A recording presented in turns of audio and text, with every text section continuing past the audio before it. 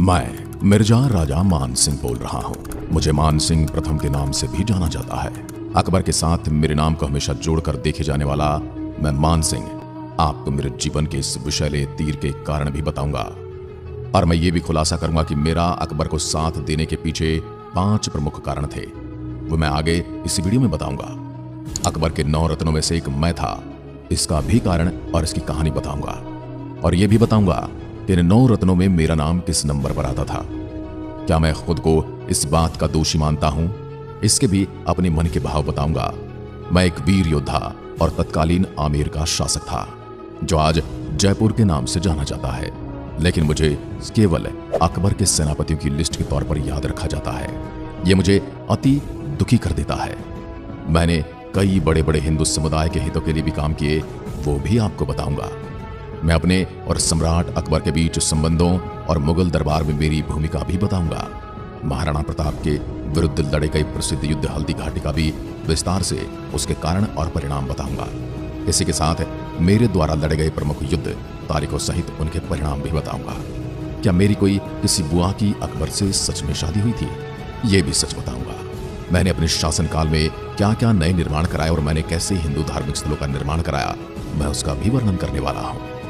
अकबर के 9 रत्नों में से एक राजा मान सिंह के जीवन की इस यात्रा पर चलने से पहले वीडियो को लाइक और चैनल को सब्सक्राइब जरूर कर दें। जो स्क्रीन पर आप कमेंट देख रहे हैं, उन्होंने इस वीडियो को देखने के लिए इच्छा प्रकट की थी। आप भी इसी विषय पर वीडियो देखना चाहते हैं तो कमेंट करके बताएं। तो चलिए शुरू करते हैं। मैं मान सिंह बोल रहा हूँ। मेरा जन्म 21 दिसंबर 1550 आमेर में हुआ, आज जयपुर के रूप में जिसे जाना जाता है। मेरे जन्म के समय अकबर के अब्बा हुमायूं मुगल साम्राज्य की गद्दी पर थे। हुमायूं के शासनकाल में उसने अनेक भारतीय राजाओं के साथ अलग अलग प्रकार की संधियां करके अपने मुगलिया साम्राज्य को विस्तार रूप देते हुए हुमायूं का शासनकाल बीत रहा था। मैं जब 6 वर्ष का हुआ तब हुमायूं, जो कि अकबर का बाप था, उसकी मृत्यु 27 जनवरी 1556 को हो गई। उस समय अकबर मात्र 13 साल की उम्र में दिल्ली की गद्दी पर बैठा। इधर मेरी परवरिश भी एक राजसी माहौल में हो रही थी।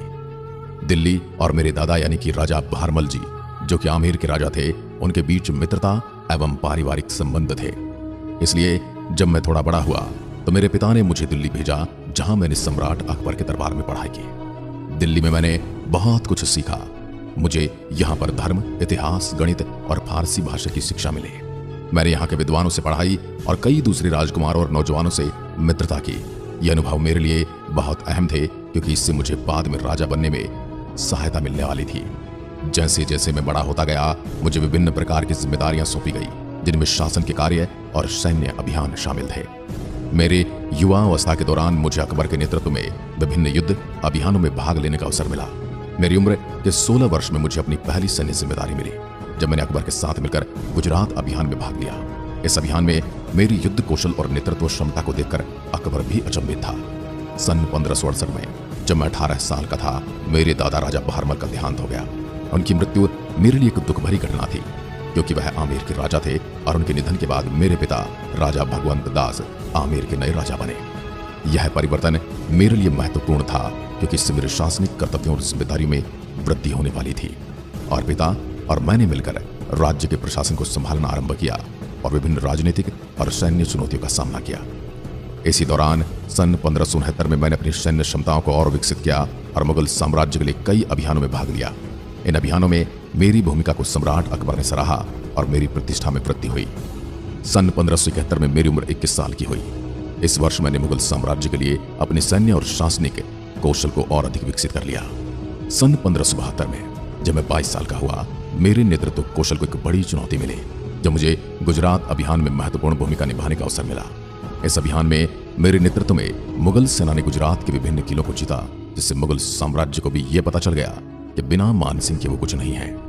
सन 1573 जब मैं 23 वर्ष का था, मुझे मुगल सेना का एक महत्वपूर्ण अभियान का हिस्सा बनाया गया।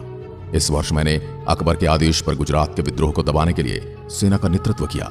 गुजरात अभियान में मैंने सूरत और अहमदाबाद के नजदीकी क्षेत्रों में विद्रोही ताकतों को सफलतापूर्वक पराजित किया, जिससे मुगल साम्राज्य की पकड़ इस महत्वपूर्ण व्यापारिक केंद्र पर मजबूत हो गई। फिर सन 1574 में मैंने 24 वर्ष की आयु में बिहार के विद्रोह को दबाने का कार्य संभाला और इसी दौरान मैंने सम्राट अकबर के साथ हुई बैठकें की। जहां मुझे उत्तरी भारत के विभिन्न क्षेत्रों में मुगल प्रभाव को मजबूत करने की रणनीतियां पर चर्चा की। अब वो समय आ चुका था जब मैं महाराणा प्रताप से भेंट करने वाला था। वीर शिरोमणि महाराणा प्रताप के साथ हमारे पारिवारिक संबंध थे, हमारे परिवारों के बीच रिश्तेदारी थी। महाराणा प्रताप मुगलों से नफरत करते थे, इसलिए मुझे भी आक्रमणकारी मानने लगे थे। मैं अपने बारे में कोई गुप्त जानकारी आपको नहीं दे सकता। मैं सिर्फ इतिहास के अनुसार जो भी बातें प्रचलित हैं उसी की जानकारी आप तक पहुंचा सकता हूं।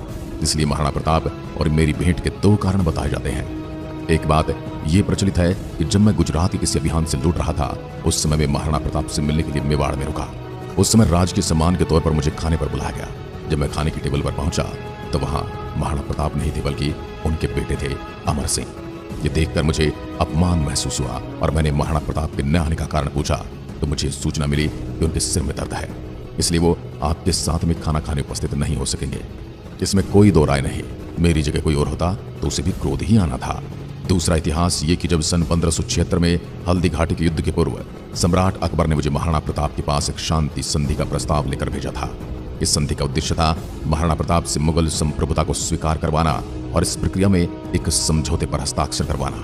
मेरी यात्रा की शुरुआत में ही मुझे महाराणा प्रताप के द्वारा रात्रि भोजन के लिए आमंत्रित किया गया था। मैंने इसे एक सकारात्मक संकेत माना और शांति की आशा के साथ वहां पहुंचा। हालांकि वास्तविकता मेरी उम्मीदों से काफी अलग थी। रात्रि भोज के दौरान महाराणा प्रताप ने अपने व्यवहार में एक निश्चित ठंडक दिखाई और मुगल साम्राज्य के प्रतिनिधि के रूप में मुझे सम्मान देने के बजाय उन्होंने मुझे उपेक्षित महसूस कराया। यह मेरे लिए अपमानजनक था, लेकिन मैंने अपनी भावनाओं को नियंत्रित रखा और वार्ता को आगे बढ़ाने की कोशिश की। संधि के प्रस्ताव पर चर्चा के दौरान महाराणा प्रताप ने स्पष्ट रूप से मुगल संप्रभुता को स्वीकार करने से मना कर दिया और उन्होंने अपनी स्वतंत्रता और स्वाभिमान को बनाए रखने की इच्छा जताई। उनका दृढ़ निश्चय और साहस ने मुझे प्रभावित किया, लेकिन यह भी एक चिंता का विषय था, क्योंकि इसका अर्थ था युद्ध की दुगदुगी बजाई जाए, आक्रमण की तैयारी की जाए। इसके बाद अकबर ने मेवाड़ पर आक्रमण की योजना बनाई। तारीख थी 18 जून और साल था 1576। उसी दिन हल्दी घाटी के मैदान में युद्ध आरंभ होना था। उस दिन आकाश में हल्के हल्के बादल छाए हुए थे। संभवतः बरसात होने वाली थी और युद्ध के लिए दोनों सेनाएं पहुंच चुकी थी। यह युद्ध न केवल एक सैन्य संघर्ष था, बल्कि यह दो विचारधाराओं की टक्कर भी थी। एक और मुगल साम्राज्य का विस्तारवादी दृष्टिकोण था जो भारतीय उपमहाद्वीप को अपने राज्य का हिस्सा बनाना चाहता था, और दूसरी ओर महाराणा प्रताप के दिल में स्वतंत्रता की भावना थी, जो अपने क्षेत्र और संस्कृति की स्वतंत्रता के लिए लड़ रहे थे। युद्ध भयंकर था और दोनों ओर से बहुत हानि हुई। मेरी सेना ने बहादुरी से लड़ाई लड़ी और महाराणा प्रताप की सेना को पीछे धकेलने में सफल रही, परंतु महाराणा प्रताप युद्ध भूमि से बच निकलने में सफल रहे। हल्दी घाटी का युद्ध बिल्कुल भी धार्मिक नहीं था। एक और स्वतंत्रता की अलग जगाए, अपनी अलग पहचान बनाए वीर शिरोमणि महाराणा प्रताप के बीच, और दूसरी ओर अपने राज्य को फैलाने की दृष्टि से दिल्ली सल्तनत। इसलिए यह युद्ध पूर्ण विजय के रूप में नहीं माना गया, क्योंकि असली लक्ष्य थे महाराणा प्रताप, जिनको हम नहीं हरा पाए। सेनाएं तो हारती हैं, हराई जाती हैं, लेकिन जब राजा न हार माने और न हाथ लगे तो उसका विजय कहना उचित नहीं होगा। मैं नतमस्तक था शिरोमणि महाराणा प्रताप के दृढ़ संकल्प के सामने और किसी भी कीमत पर अपनी स्वतंत्रता को अमर करने वाले उस वीर शिरोमणि के सामने। इस युद्ध के बाद मेरी प्रतिष्ठा और महत्व दोनों ही अकबर के दरबार में बढ़ गए। मेरे योगदान की महत्ता को पहचानते हुए सम्राट अकबर ने मुझे अपने नवरत्नों में स्थान दिया। यह घटना 1580 के दशक के आरंभ भी मानी जाती है, जब मैंने नवरत्न के रूप में अपनी भूमिका को स्वीकार किया और अकबर के सबसे विश्वास पात्र सलाहकारों में से एक बन गया। इस पद पर मुझे न केवल सैन्य बल्कि राजनीतिक और प्रशासनिक निर्णयों में भी महत्वपूर्ण भूमिका निभाने का अवसर मिला। आप धीरे धीरे घटनाक्रम को समझिए कि एक और मेरे पिता भगवान दास उनके नेतृत्व में आमेर यानी कि जयपुर का शासन उन्नति के साथ संभाल रहे थे, और मैं आमेर का राजकुमार अकबर के नवरत्नों में शामिल होकर अकबर के प्रमुख सेनापति का नेतृत्व करते हुए कई सारे युद्धों में भाग ले रहा था। सन 1586 में मैंने बंगाल के अभियान में भाग लिया, जहां मैंने मुगल सेना के साथ मिलकर कई विद्रोही क्षेत्रों को सफलतापूर्वक जीता। वहीं सन 1587 में मैंने दक्कन क्षेत्र में अपनी उपस्थिति बढ़ाई और मुगल सेना का नेतृत्व करते हुए हैदराबाद और गोलकुंडा के विरुद्ध अभियान चलाया। मेरे कई विवाह हुए थे, क्योंकि उस समय राजनीतिक गठबंधनों के रूप में विवाह भी कराए जाते थे। इनमें से मेरा एक विवाह अकबर की बहन से भी हुआ था, जिसमें कई इतिहासकार अकबर की बहन बताते हैं तो कई इतिहासकार अकबर की बहन की पुत्री यानी कि अकबर की भांजी के रूप में बताते हैं, तो कई सोर्स अकबर की भतीजी के रूप में बताते हैं। आगे मैं आपको वो कारण भी बताऊंगा कि आखिर क्यों मैंने दिल्ली सल्तनत का साथ दिया। सन 1588 में मेरी सेनाओं ने बलूचिस्तान और सिंधु क्षेत्र में विस्तार किया। इस वर्ष मुगल सेना ने बलूच जनजातियों को पराजित किया और उन क्षेत्रों में मुगल संप्रभुता स्थापित कर दी।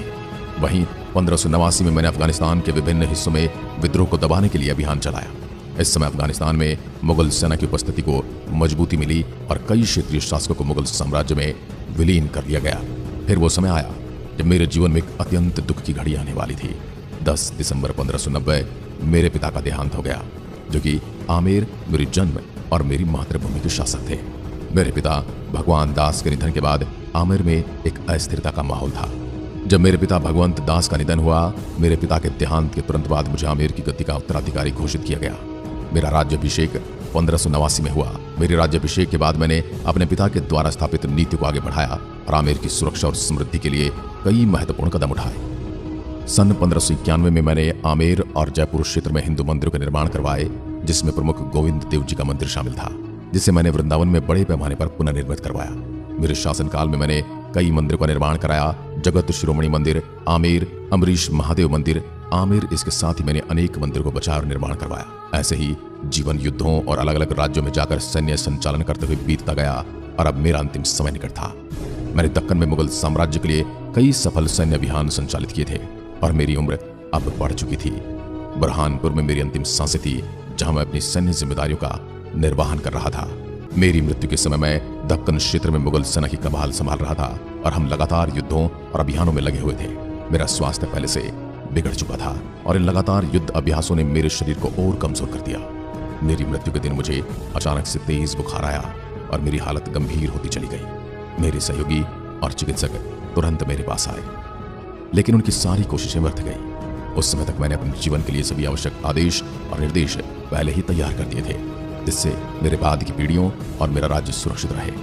मेरी मृत्यु के बाद मेरे शरीर को राजपूती रीति रिवाजों के अनुसार सम्मान पूर्वक अंतिम संस्कार किया गया। मेरे सम्मान में अनेक शोक सभाएं और अनुष्ठान संपन्न किए गए, जिसमें मुगल और राजपूत दोनों समुदाय के लोगों ने भाग लिया। इसी के साथ मैं अपने मन के भाव आपके सामने प्रकट करना चाहता हूँ, वो भी अलग अलग इतिहासकारों ने मेरे लिए वर्णित किए हैं। तत्कालीन आमेर के शासक के रूप में मेरा अकबर का साथ देना एक राजनीतिक निर्णय था। इस संधि से मेरे पूर्वजों और मैंने अपने राज्य को कुदृष्टि और रोजाना होने वाले युद्धों से बचाया था। इसी के साथ मैं वो 5 प्रमुख कारण बताता हूँ जिस वजह से अकबर के साम्राज्य का मैंने साथ दिया। राजनीतिक संरक्षण और समर्थन। मेरे पिता भगवंत दास अकबर के विश्वसनीय सलाहकार थे और उन्होंने मुझे अकबर के दरबार में पेश किया। अकबर के संरक्षण में मुझे राजनीतिक और सैन्य क्षेत्र में उन्नति का मौका मिला। इससे मैंने आमेर की सुरक्षा को सुदृढ़ किया। दूसरा कारण, सैन्य उपलब्धियां और पदोन्नति। अकबर के साथ मेरी सैन्य सहभागिता ने मुझे विभिन्न युद्धों में महत्वपूर्ण भूमिकाएं निभाने का अवसर दिया। महत्वपूर्ण अभियानों में मेरी भूमिका ने मुझे अकबर के 9 रत्नों में शामिल किया। अकबर के 9 रत्नों में शामिल होने की भी एक मुख्य वजह है। तीसरा, धार्मिक सहिष्णुता। अकबर की धार्मिक सहिष्णुता की नीति ने मुझे उनके प्रति आकर्षित किया। अकबर ने हिंदू राजपूतों को उच्च पदों पर नियुक्त किया और उनके धर्म का सम्मान किया, जिससे मुझे उनके साथ काम करने में सहजता हुई। अकबर से पूर्व और बाद के कुछ शासकों द्वारा हिंदू के ऊपर किए गए अत्याचारों से मैं दुखी हूं, परंतु ये आमेर की भी सुरक्षा का प्रश्न था। चौथा, व्यक्तिगत संबंध और विश्वास। अंत में मेरा और अकबर का व्यक्तिगत संबंध भी मजबूत था और इसी के साथ आपसी परिवार में शादी ब्याह हो चुके थे, तो पारिवारिक संबंध भी थे। पांचवा, सबसे मेन कारण था कि उस समय भारत भूमि पर अलग अलग शासकों का राज्य चलता था और मेरा और दिल्ली के शासन का दूरी बस कुछ 1-2 घंटे की समय की यात्रा तक था। तो मैंने यही सोचा कि मेरे पूर्व के आमेर के शासकों के जैसे ही मैं भी अपने राज्य और अपनी प्रजा के भले के लिए उन संधियों को लगातार आगे बढ़ाता रहूं जो मेरे पूर्व के राजाओं ने की हुई है। आज के परिदृश्य में जब भारत के राष्ट्र के रूप में खड़ा है, तो मैं स्वयं भी इस फैसले का विरोध करता। आप अपने विचार कमेंट जरूर करके बताएं। साथ ही आप अकबर के 9 रत्नों में से अगला वीडियो किस विषय पर देखना चाहते हो, ये भी बताएं। अंत में भारत माता की जय के साथ मैं यह वीडियो समाप्त करता हूं। अगला वीडियो आप किस विषय पर देखना चाहते हैं, कमेंट में अवश्य बताएं। धन्यवाद। जय हिंद, जय भारत।